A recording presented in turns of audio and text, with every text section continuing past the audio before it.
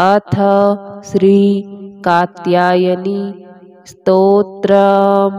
चंद्रहासोज्ज्वलकरा शार्दूलवरवाहना कात्यायनी शुभं दद्यात् देवी दानवघातिनी या देवी सर्वभूतेषु मां कात्यायनी रूपेण संस्थिता।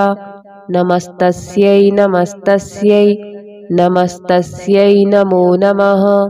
वन्दे वाञ्छितमनोरथार्थ चन्द्रार्धकृतशेखरां सिंहारूढा चतुर्भुजा कात्यायनी यशस्विनीं स्वर्णवर्णा आज्ञाचक्रस्थितां षष्ठं दुर्गा त्रिनेत्रां वराभीतकरां सगपदधरां कात्यायनसुतां भजामि।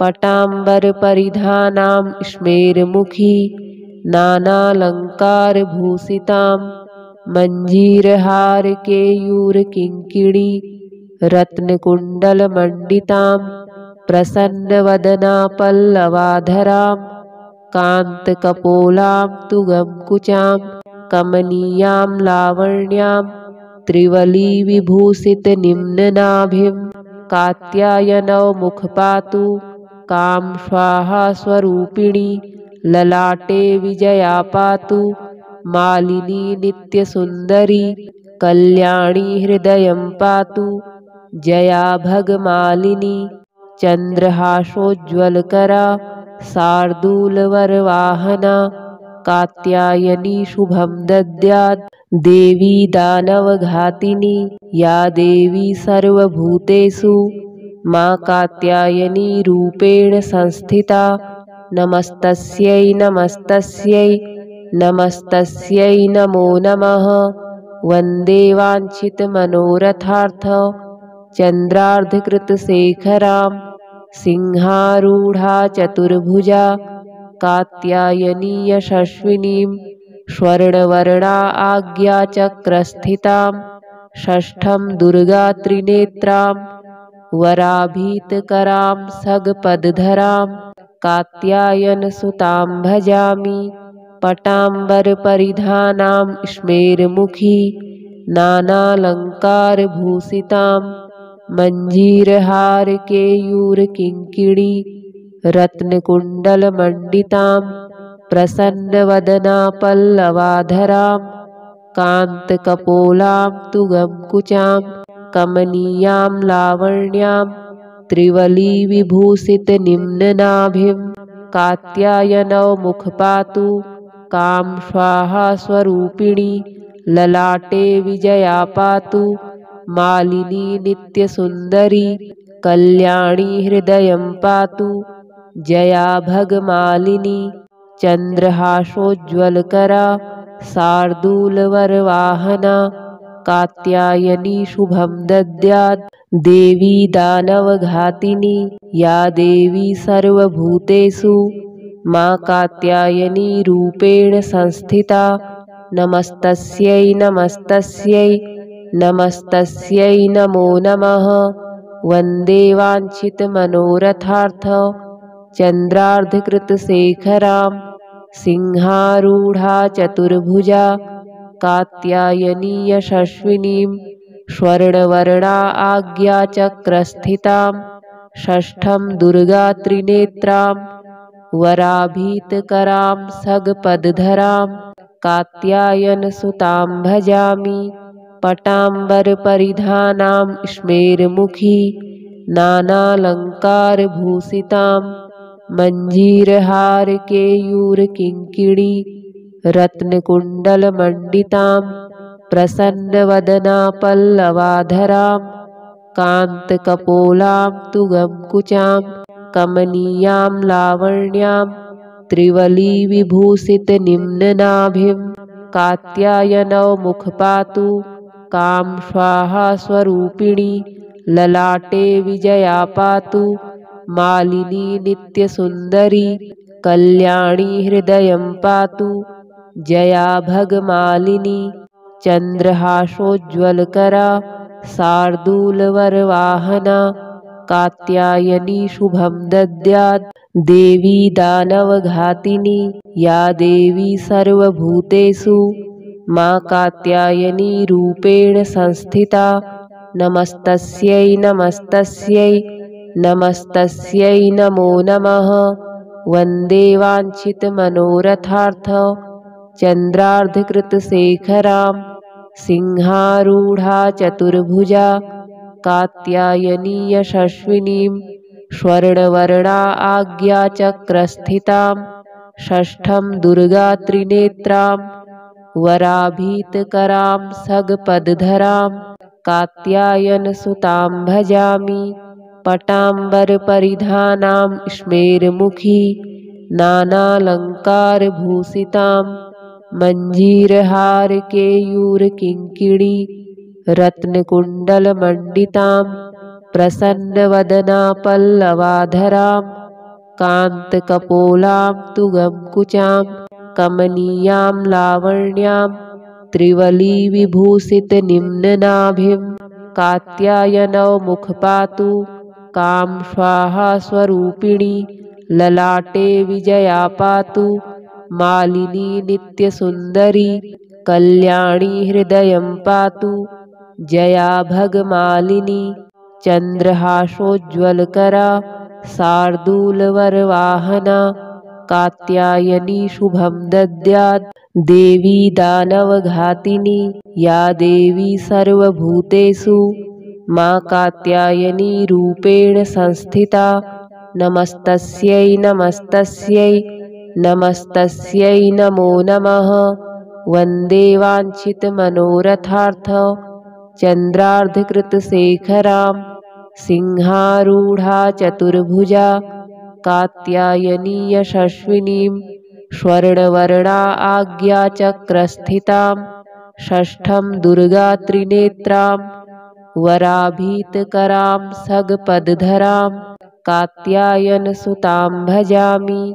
पटाम्बरपरिधानां स्मेरमुखी नानालङ्कारभूषितां मञ्जीरहारकेयूरकिङ्किणी रत्नकुण्डलमण्डितां प्रसन्नवदना पल्लवाधरां कान्तकपोलां तुगंकुचां कमनीयां लावण्यां त्रिवलीविभूषितनिम्ननाभिं कात्यायनौ मुखपातु कां स्वाहा स्वरूपिणी ललाटे विजया पातु मालिनी नित्यसुन्दरी कल्याणी हृदयं पातु जया भगमालिनी चन्द्रहासोज्ज्वलकरा शार्दूलवरवाहना कात्यायनी शुभं दद्यात् देवी दानवघातिनी या देवी सर्वभूतेषु मा कात्यायनी रूपेण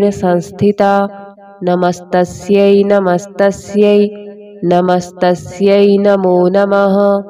वन्दे वाञ्छितमनोरथार्थ चन्द्रार्धकृतशेखरां सिंहारूढा चतुर्भुजा कात्यायनी यशस्विनीं स्वर्णवर्णा आज्ञाचक्रस्थितां षष्ठं दुर्गा त्रिनेत्रां वराभीतकरां सगपदधरां कात्यायनसुतां भजामि। पटाम्बरपरिधानां स्मेरमुखी नानालङ्कारभूषितां मञ्जीरहारकेयूरकिङ्किणी रत्नकुण्डलमण्डितां प्रसन्नवदना पल्लवाधरां कान्तकपोलां तुगंकुचां कमनीयां लावण्यां त्रिवलीविभूषितनिम्ननाभिं कात्यायनौ मुखपातु कां स्वाहा स्वरूपिणी ललाटे विजया पातु मालिनी नित्यसुन्दरी कल्याणी हृदयं पातु जया भगमालिनी चन्द्रहासोज्ज्वलकरा शार्दूलवरवाहना कात्यायनी शुभं दद्यात् देवी दानवघातिनी या देवी सर्वभूतेषु मा कात्यायनी रूपेण संस्थिता नमस्तस्यै नमस्तस्यै नमस्तस्यै नमो नमः। वन्दे वाञ्छितमनोरथार्थ चन्द्रार्धकृतशेखरां सिंहारूढा चतुर्भुजा कात्यायनी यशस्विनीं स्वर्णवर्णा आज्ञाचक्रस्थितां षष्ठं दुर्गात्रिनेत्रां वराभीतकरां सगपदधरां कात्यायनसुतां भजामि। पटाम्बरपरिधानां स्मेरमुखी नानालङ्कारभूषितां मञ्जीरहारकेयूरकिङ्किणी रत्नकुण्डलमण्डितां प्रसन्नवदना पल्लवाधरां कान्तकपोलां तुगंकुचां कमनीयां लावण्यां त्रिवलीविभूषितनिम्ननाभिं कात्यायनौ मुखपातु कां स्वाहा स्वरूपिणी ललाटे विजया पातु मालिनी नित्यसुन्दरी कल्याणी हृदयं पातु जया भगमालिनी चन्द्रहासोज्ज्वलकरा शार्दूलवरवाहना कात्यायनी शुभं दद्यात् देवी दानवघातिनी या देवी सर्वभूतेषु मां कात्यायनी रूपेण संस्थिता। नमस्तस्यै नमस्तस्यै नमस्तस्यै नमो नमः। वन्दे वाञ्छितमनोरथार्थ चन्द्रार्धकृतशेखरां सिंहारूढा चतुर्भुजा कात्यायनी यशस्विनीं स्वर्णवर्णा आज्ञाचक्रस्थितां षष्ठं दुर्गात्रिनेत्रां वराभीतकरां सगपदधरां कात्यायनसुतां भजामि। पटाम्बरपरिधानां स्मेरमुखी नानालङ्कारभूषितां मञ्जीरहारकेयूरकिङ्किणी रत्नकुण्डलमण्डितां प्रसन्नवदना पल्लवाधरां कान्तकपोलां तुगंकुचां कमनीयां लावण्यां त्रिवलीविभूषितनिम्ननाभिं कात्यायनौ मुखपातु कां स्वाहा स्वरूपिणी ललाटे विजया पातु मालिनी नित्यसुन्दरी कल्याणी हृदयं पातु जया भगमालिनी चन्द्रहासोज्ज्वलकरा शार्दूलवरवाहना कात्यायनी शुभं दद्यात् देवी दानवघातिनी या देवी सर्वभूतेषु मां कात्यायनी रूपेण संस्थिता। नमस्तस्यै नमस्तस्यै नमस्तस्यै नमो नमः। वन्दे वाञ्छितमनोरथार्थ चन्द्रार्धकृतशेखरां सिंहारूढा चतुर्भुजा कात्यायनी यशस्विनीं स्वर्णवर्णा आज्ञाचक्रस्थितां षष्ठं दुर्गात्रिनेत्रां वराभीतकरां सगपदधरां कात्यायनसुतां भजामि। पटाम्बरपरिधानां स्मेरमुखी नानालङ्कारभूषितां मञ्जीरहारकेयूरकिङ्किणी रत्नकुण्डलमण्डितां प्रसन्नवदना पल्लवाधरां कान्तकपोलां तुगंकुचां कमनीयां लावण्यां त्रिवलीविभूषितनिम्ननाभिं कात्यायनौ मुखपातु कां स्वाहा स्वरूपिणी ललाटे विजया पातु मालिनी नित्यसुन्दरी कल्याणी हृदयं पातु जया भगमालिनी चन्द्रहासोज्ज्वलकरा शार्दूलवरवाहना कात्यायनी शुभं दद्यात् देवी दानवघातिनी या देवी सर्वभूतेषु मां कात्यायनी रूपेण संस्थिता। नमस्तस्यै नमस्तस्यै नमस्तस्यै नमो नमः। वन्दे वाञ्छितमनोरथार्थ चन्द्रार्धकृतशेखरां सिंहारूढा चतुर्भुजा कात्यायनी यशस्विनीं स्वर्णवर्णा आज्ञाचक्रस्थितां षष्ठं दुर्गात्रिनेत्रां वराभीतकरां सगपदधरां कात्यायनसुतां भजामि। पटाम्बरपरिधानां स्मेरमुखी नानालङ्कारभूषितां मञ्जीरहारकेयूरकिङ्किणी रत्नकुण्डलमण्डितां प्रसन्नवदना पल्लवाधरां कान्तकपोलां तुगंकुचां कमनीयां लावण्यां त्रिवलीविभूषितनिम्ननाभिं कात्यायनौ मुखपातु कां स्वाहा स्वरूपिणी ललाटे विजया पातु मालिनी नित्यसुन्दरी कल्याणी हृदयं पातु जया भगमालिनी चन्द्रहासोज्ज्वलकरा शार्दूलवरवाहना कात्यायनी शुभं दद्यात् देवी दानवघातिनी या देवी सर्वभूतेषु मा कात्यायनी रूपेण संस्थिता नमस्तस्यै नमस्तस्यै नमस्तस्यै नमो नमः। वन्दे वाञ्छितमनोरथार्थ चन्द्रार्धकृतशेखरां सिंहारूढा चतुर्भुजा कात्यायनी यशस्विनीं स्वर्णवर्णा आज्ञाचक्रस्थितां षष्ठं दुर्गात्रिनेत्रां वराभीतकरां सगपदधरां कात्यायनसुतां भजामि।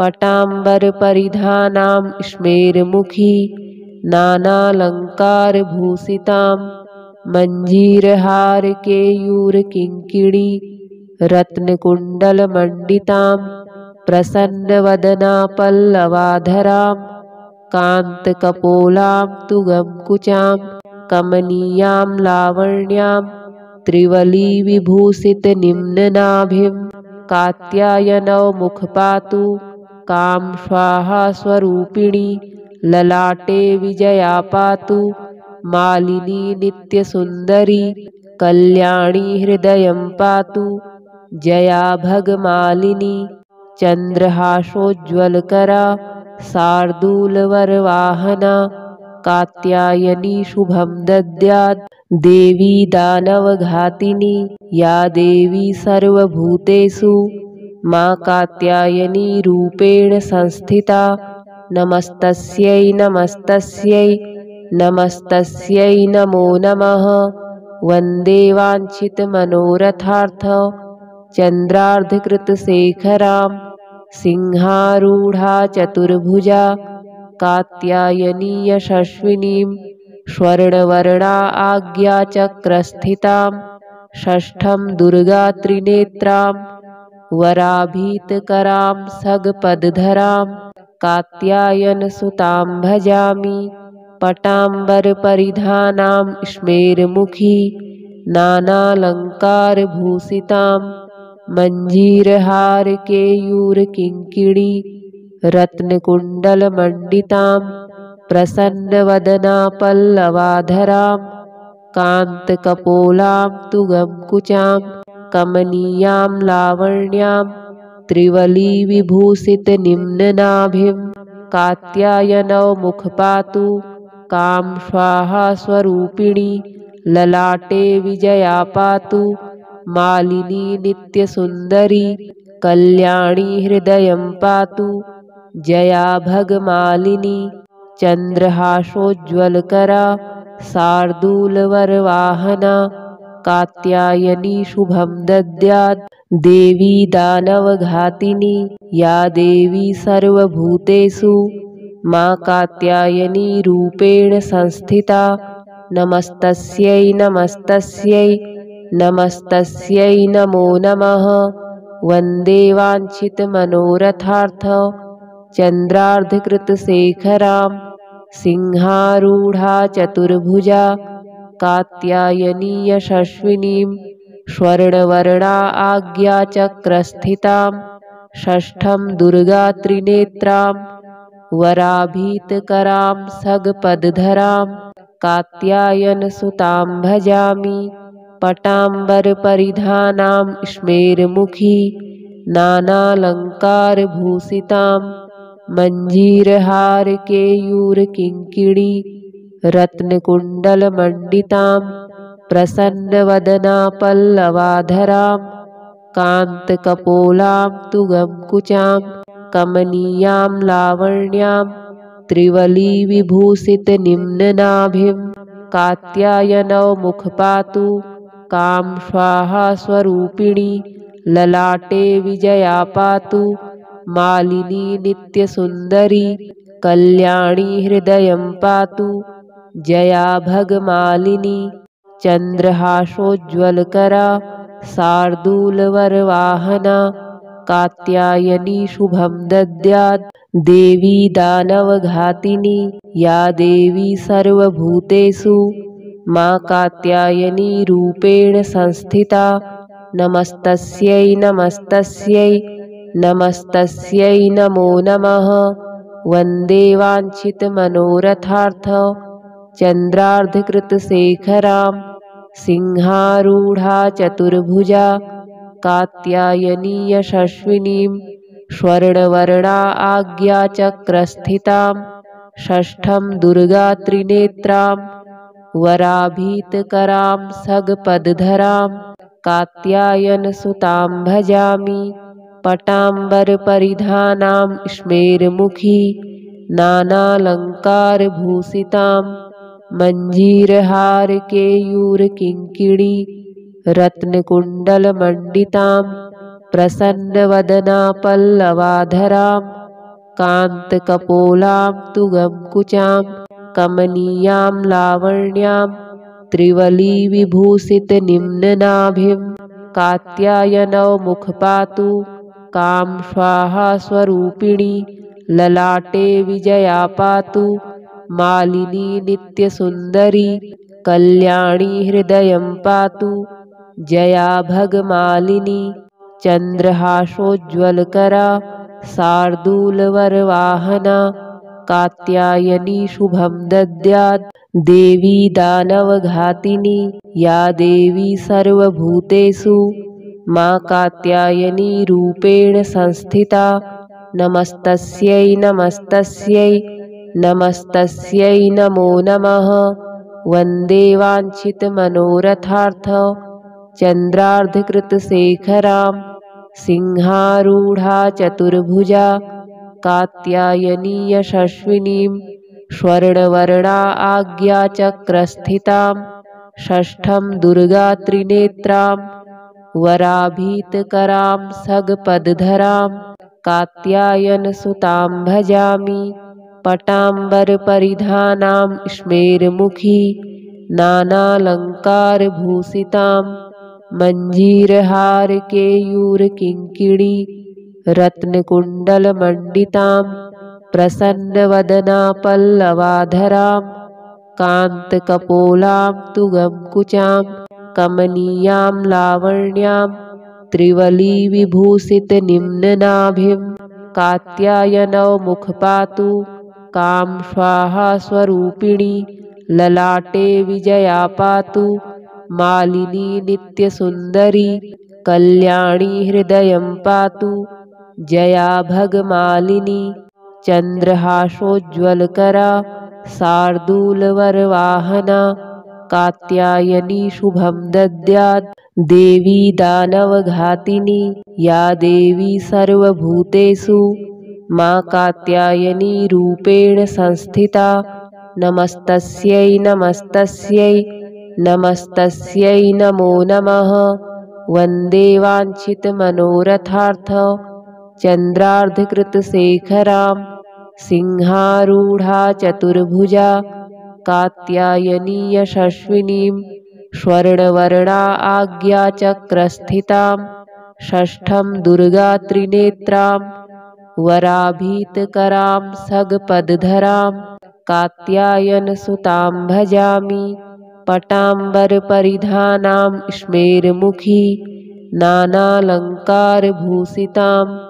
मञ्जीरहारकेयूरकिङ्किणी रत्नकुण्डलमण्डितां प्रसन्नवदनापल्लवाधरां कान्तकपोलां तुगंकुचां कमनीयां लावण्यां त्रिवलीविभूषितनिम्ननाभिं कात्यायनौ मुखपातु कां स्वाहा स्वरूपिणी ललाटे विजया पातु मालिनी नित्यसुन्दरी कल्याणी हृदयं पातु जया भगमालिनी चन्द्रहासोज्ज्वलकरा शार्दूलवरवाहना कात्यायनी शुभं दद्यात् देवी दानवघातिनी या देवी सर्वभूतेषु मा कात्यायनी रूपेण संस्थिता नमस्तस्यै नमस्तस्यै नमस्तस्यै नमो नमः।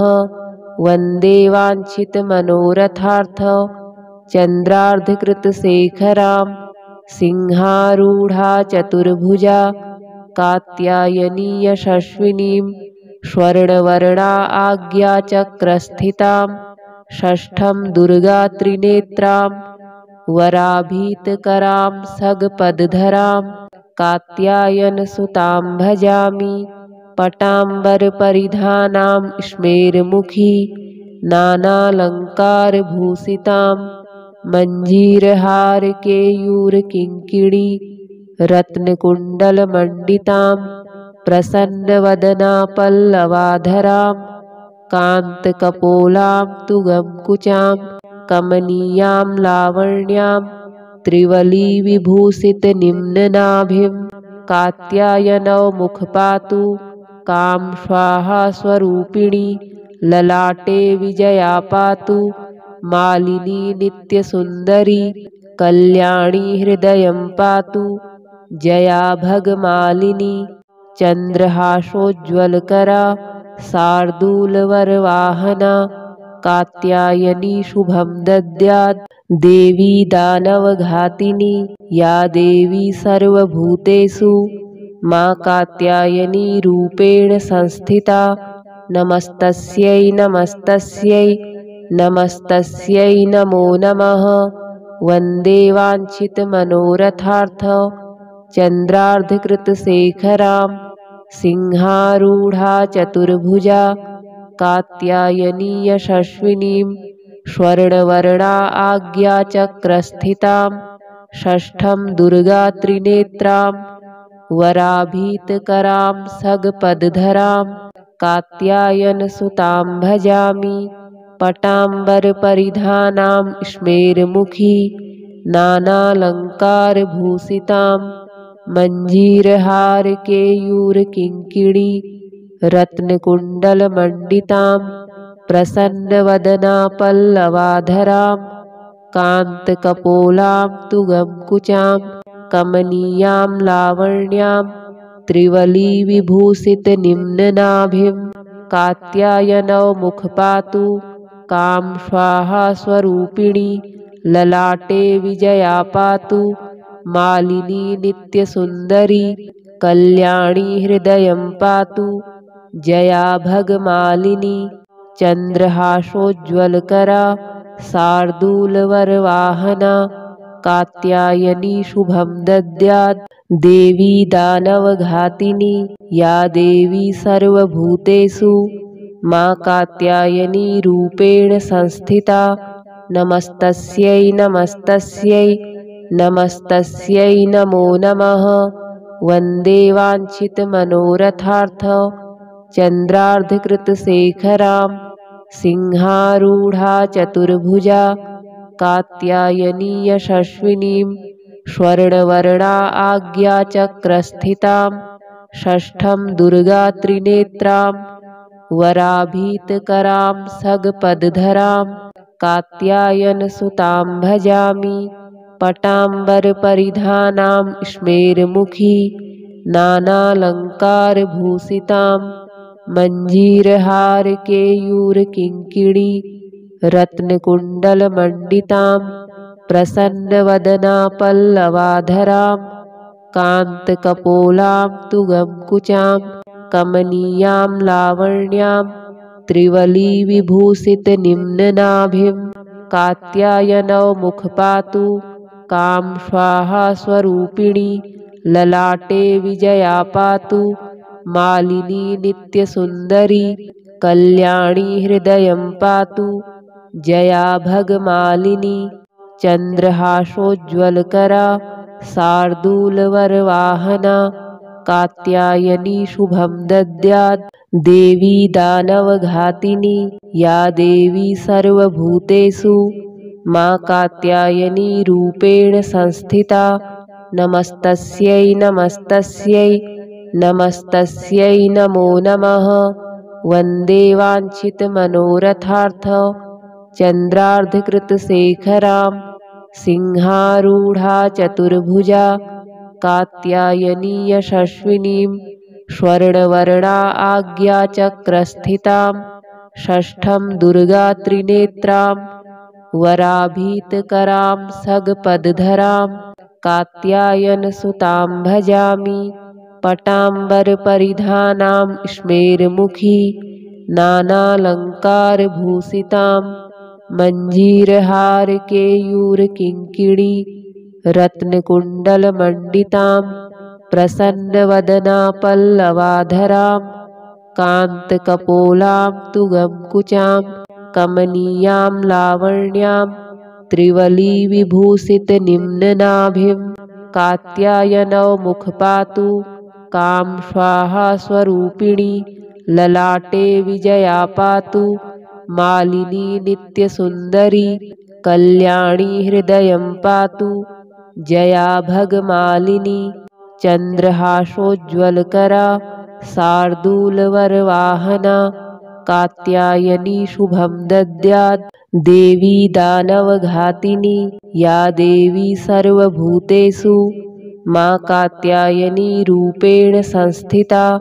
नमस्तस्यै नमस्तस्यै नमस्तस्यै नमो नमः वन्दे वाञ्छितमनोरथार्थ चन्द्रार्धकृतशेखरां सिंहारूढा चतुर्भुजा कात्यायनी यशस्विनीं स्वर्णवर्णा आज्ञाचक्रस्थितां षष्ठं दुर्गात्रिनेत्रां वराभीतकरां सगपदधरां कात्यायनसुतां भजामि पटाम्बरपरिधानां स्मेरमुखी नानालङ्कारभूषितां मञ्जीरहारकेयूरकिङ्किणी रत्नकुण्डलमण्डितां प्रसन्नवदना पल्लवाधरां कान्तकपोलां तुगंकुचां कमनीयां लावण्यां त्रिवलीविभूषितनिम्ननाभिं